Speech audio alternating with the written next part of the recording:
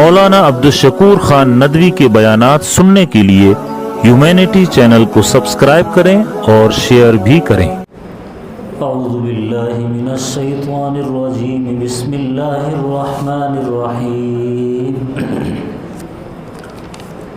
अल्हम्दुलिल्लाहि रब्बिल आलमीन अर्रहमानिर रहीम मालिकी यौमिद्दीन इय्याका नअबुदु व इय्याका नस्तईन इहदिनस सिरातल मुस्तकीम सिरातल लज़ीना अनअमत अलैहिम गैरिल मग़दूबि अलैहिम वलद्दाल्लीन।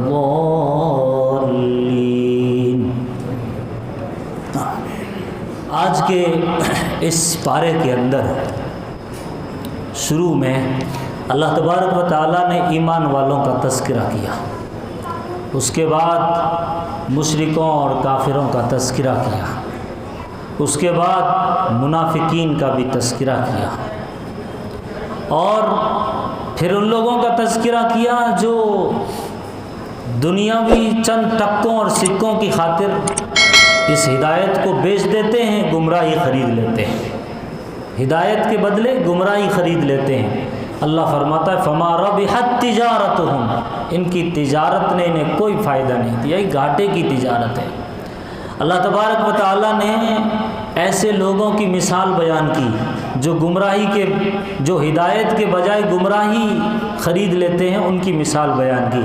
मसलुहुम कमसलिल लज़ी इस्तौक़द नारा, इनकी मिसाल ऐसी है जैसे एक आसपास चिराग और लालटीन और रोशनी जली और जलने के बाद उस रोशनी ने चारों तरफ उजाला ही उजाला कर दिया, तो अल्लाह ने एकदम उनके पास से वो उजाला छीन लिया और अंधेरे में डाल दिया।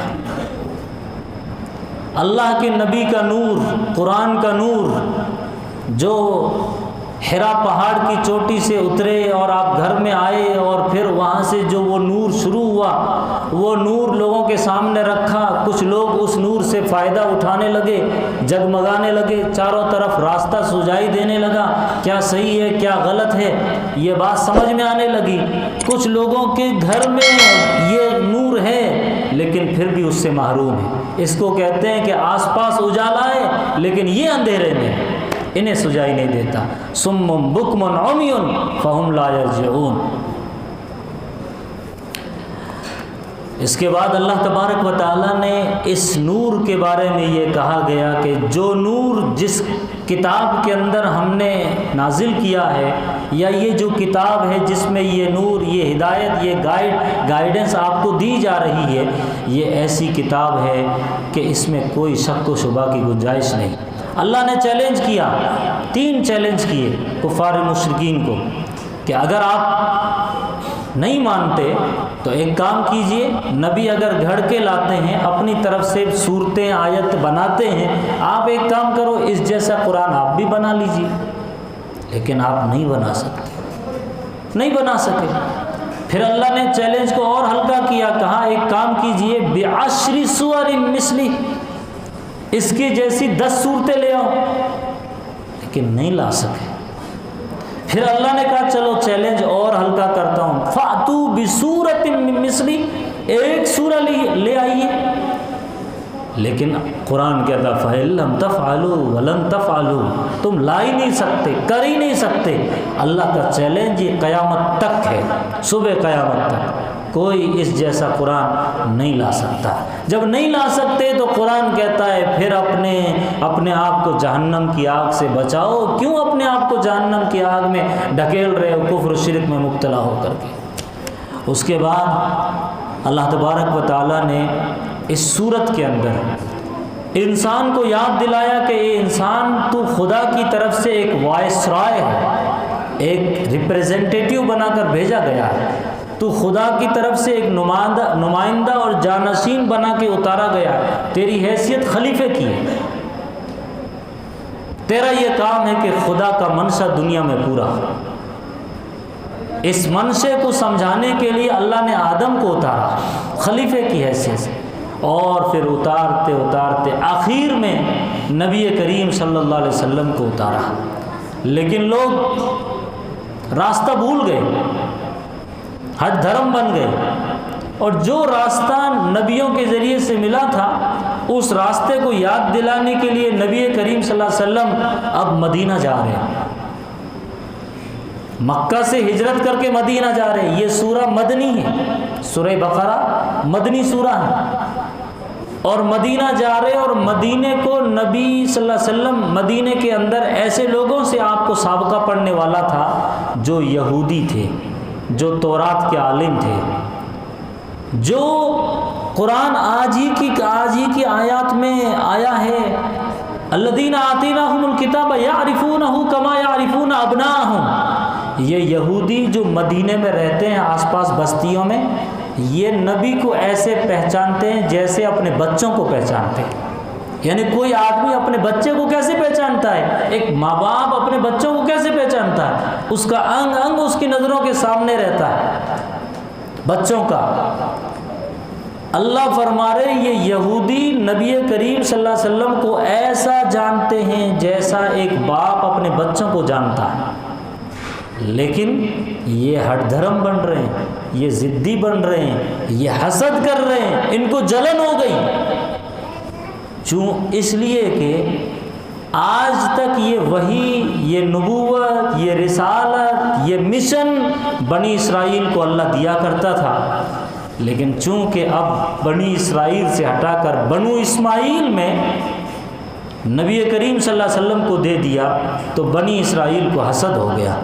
قرآن آج ہی کے پارے میں جہاں پون پارا ختم ہو رہا ہے وہاں پر فرماتا ہے وَدَّ كَثِيرٌ مِّنْ أَهْلِ الْكِتَابِ لَوْ يَرُدُّونَكُم مِّن بَعْدِ إِيمَانِكُمْ كُفَّارًا۔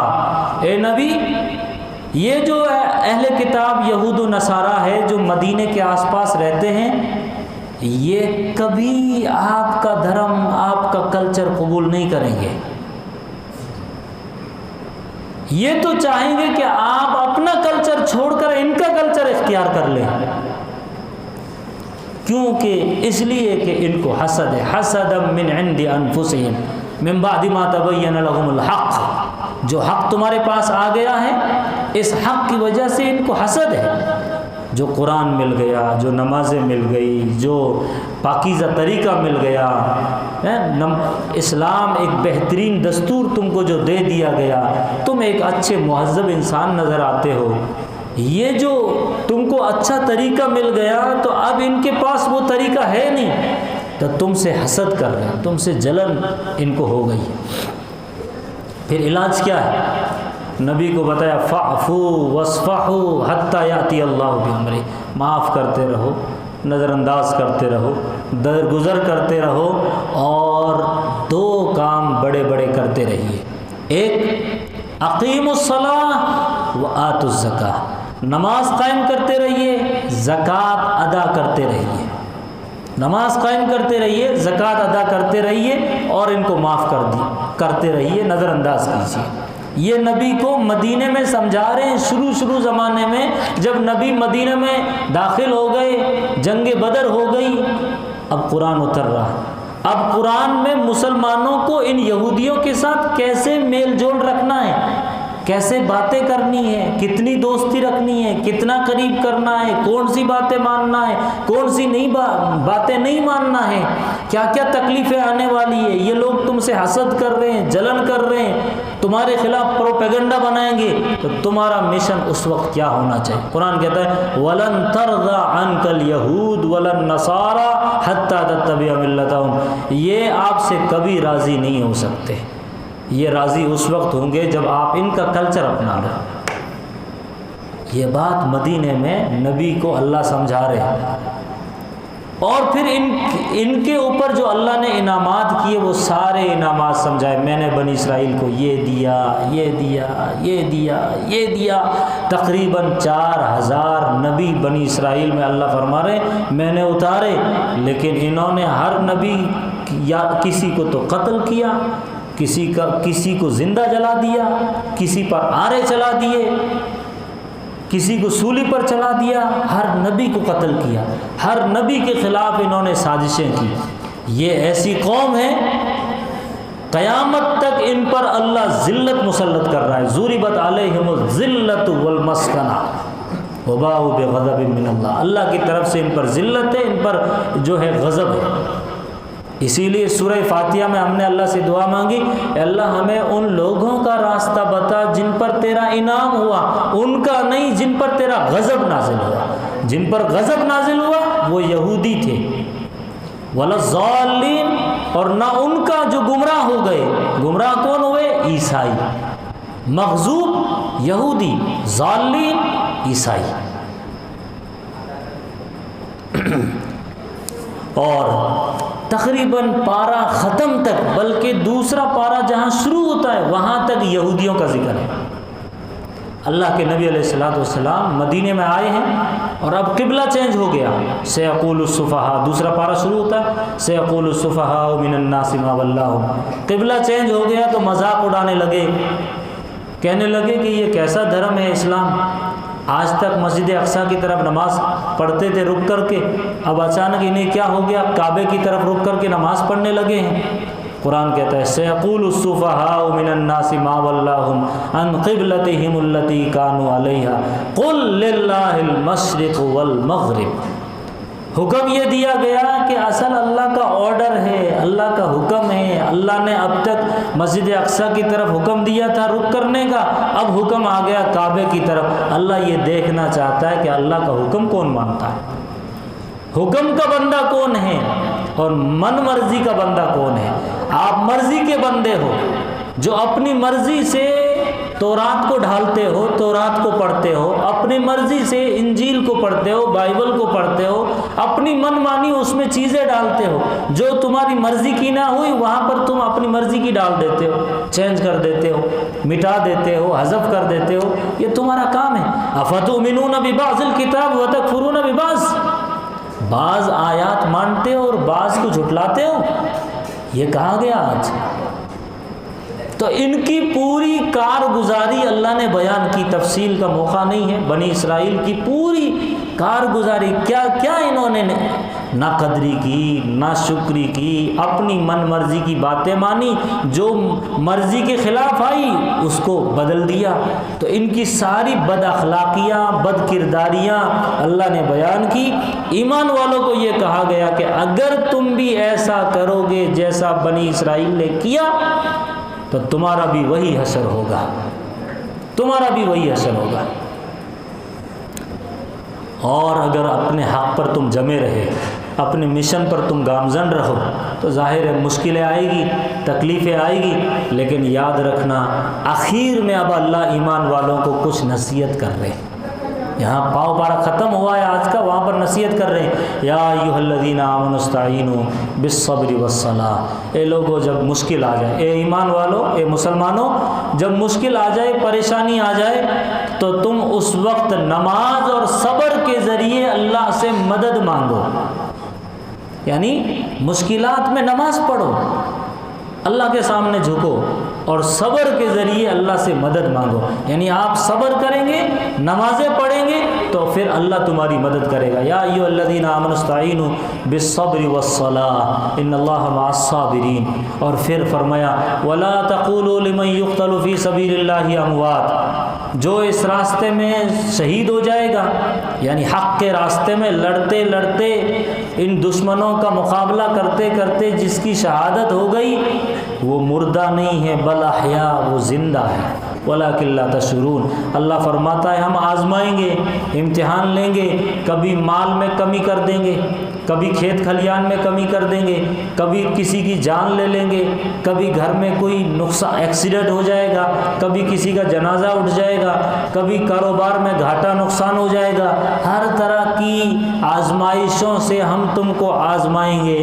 لیکن یاد رکھنا اللہ کی خوشخبری ہے ان لوگوں کے لیے جو صبر کرتے ہیں. الذین اذا اصابتهم مصیبہ، جب مصیبت آتی ہے تو کہتے ہیں انا للہ، ہم اللہ ہی کے ہیں، وانا الیہ راجعون، اور اللہ ہی کی طرف پلٹ کر جانے والے ہیں. اولئک علیہم صلوات من ربہم ورحمہ. اور یہی وہ لوگ ہیں جن کے اوپر اللہ کی طرف سے خاص قسم کی رحمتیں ہیں. صلوات من ربہم ورحمہ.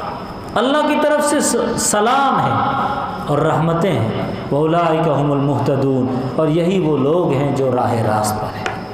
اور اس طرح اللہ تبارک و تعالیٰ نے ان آیات کو ختم کیا، جہاں پہ پاؤ پارا ختم ہوتا ہے وہاں سے آگے نیکی کیا ہے، تقوی کیا ہے، پرہیزگاری کیا ہے، اور کیا کیا صفات ایک ایمان والے میں اور ہونی چاہیے۔ لیس البر ان تولوا، وہاں سے اللہ سمجھا رہے جو انشاءاللہ آپ کے سامنے کل بیان کیا جائے گا۔